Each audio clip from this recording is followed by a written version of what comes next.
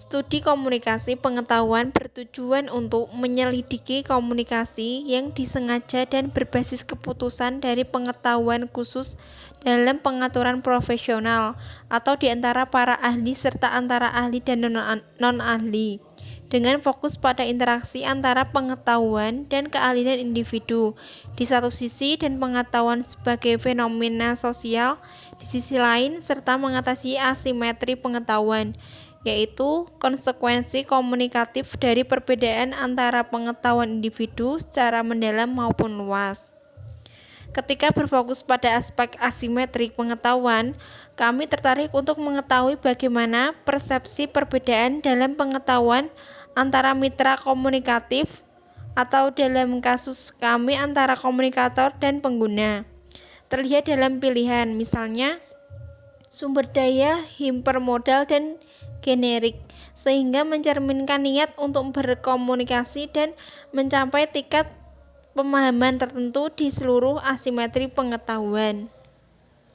Hipermodalitas dan pengelompokan genre kami menghubungkan dua perspektif teoritis ini pada komunikasi berbasis web karena keduanya berkontribusi untuk memahami fenomena komunikatif yang sama dalam konteks HBR, yaitu konstruksi asimetri pengetahuan dan karenanya peningkatan pemahaman.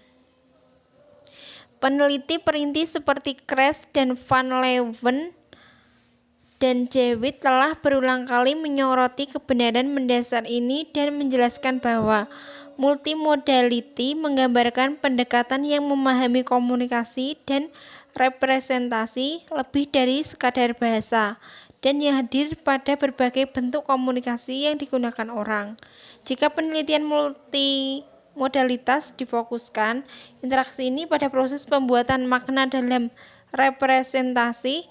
Penelitian hipermodalitas memperkenalkan penjelasan tentang kemampuan interaktif web dan lapisan makna yang ditambahkan melalui kemampuan ini. Hypermodality lebih dari multimodality, hanya dalam cara hypertext lebih dari teks biasa. Penyelidikan empiris adalah kualitatif karena bermaksud untuk menangkap kekayaan tujuan analitis yang terkait dengan penelitian hipermodal. Dengan demikian, pekerjaan analitis mendalam telah dilakukan pada satu klaster generik yang terdiri dari teks dari beberapa genre berbasis web yang tertanam dalam konteks digital HBR. Menurut Jewett, analisis multimodal terperinci dan padat karya, apapun jenis data yang digunakan.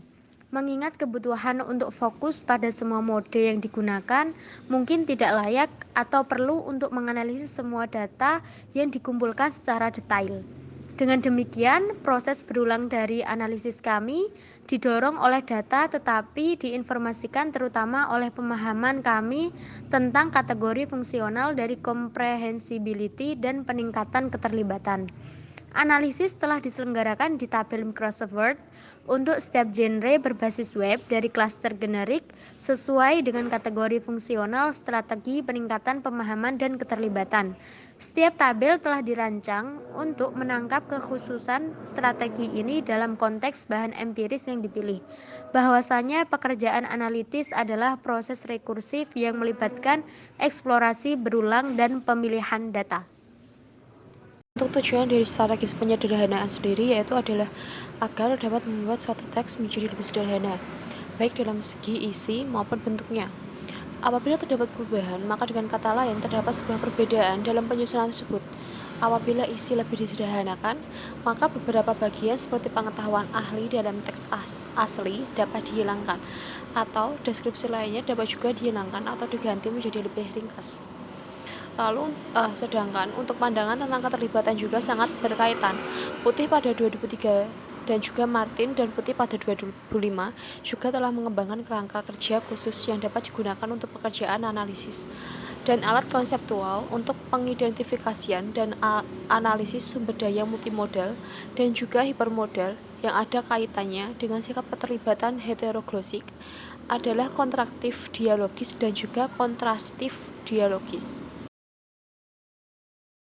Semua elemen menerapkan strategi fasilitas tekstual dalam memberikan informasi yang sama dalam metode verbal dan visual, yaitu untuk menyajikan informasi numerik. Semua elemen terkait satu sama lain, tetapi tidak ke semua arah, yaitu versi PDF artikel dapat diakses dari versi hypertext. Video dapat diakses dalam versi hypertext artikel. Artikel hypertext dapat diakses masing-masing dari halaman web yang berisi video dan sesi papan tulis.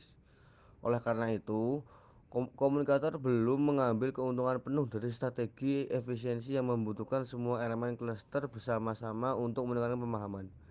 Sisa strategi yang diterapkan hanya digunakan oleh beberapa elemen dari cluster, yaitu kedua format video memanfaatkan keterjangkauannya dan memberikan informasi visual dalam bentuk animasi di papan tulis yang merupakan pusat video dari sesi papan tulis. Daftar topik utama sesi terlihat di seluruh video. Kedua versi artikel tersebut mengandung kutipan-kutipan dari teks yang disajikan dalam tipografi dan ukuran yang berbeda agar menonjol, seperti yang kita ketahui dari surat kabar dan majalah modern. Dalam artikel tersebut disajikan daftar periksa yang dapat digunakan oleh perusahaan umum untuk menilai kematangan mereka dalam strategi dan praktek energi. Dalam versi hypertext, daftar periksa disembunyikan dan harus dibuka. Selanjutnya, memasuki strategi hypertekstual. Dalam versi hypertext artikel, daftar periksa berisi tentang tautan perusahaan yang menawarkan informasi tentang penilaian perusahaan lain berdasarkan daftar. Sekian dari kelompok kami, yaitu yang menjelaskan tentang jurnal pragmatik Harvard Business Review, Reframing of Digital Communication from Professional Perspective to Practical Begins, yaitu kelompok kami yang terdiri dari Inggi Aura Jayani, Wilatul Rizkia, Irfan Mustafa, dan juga Ulia Sofia. Terima kasih.